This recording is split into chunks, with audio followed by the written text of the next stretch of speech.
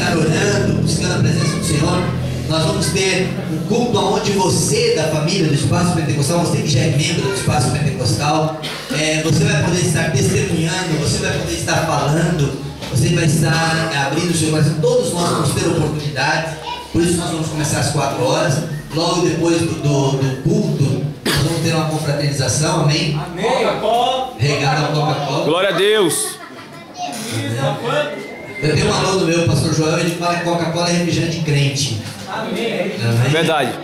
Então amanhã em particular, Coca-Cola, agora na Antártica, que Deus abençoe a cada um. Que a Karina traz Bolo da Kelly, torta da Karina, e assim nós vamos até Jesus voltar. Aleluia. É de Deus. A Mara tem os pãezinhos lá maravilhosos. E assim nós vamos, irmão. Não tem problema engordar, porque no céu tudo será transformado.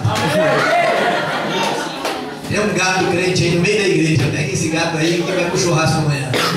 Amém? Tem um gato mesmo aí, ó. Fazer churrasco dele. Amanhã nós vamos ter aqui Santa Ceia do Senhor, consagração de pastores. Pastor Evandro vai estar pregando a palavra do Senhor. Amém? Sim, de uma maneira tão poderosa como foi hoje. Apoliana, que Deus abençoe você pela palavra que nos trouxe. Eu quero tirar todas as pedrinhas para que esse vaso não se quebre.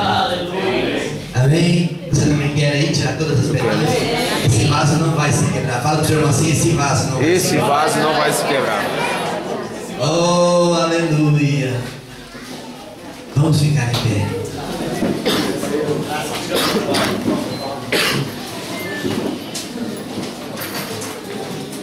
Amém? Até amanhã, às 4 horas da tarde, o meu convite para você é que não deixa a luz se apagar. Fala para o seu irmão assim: não deixa a pequena luz se apagar.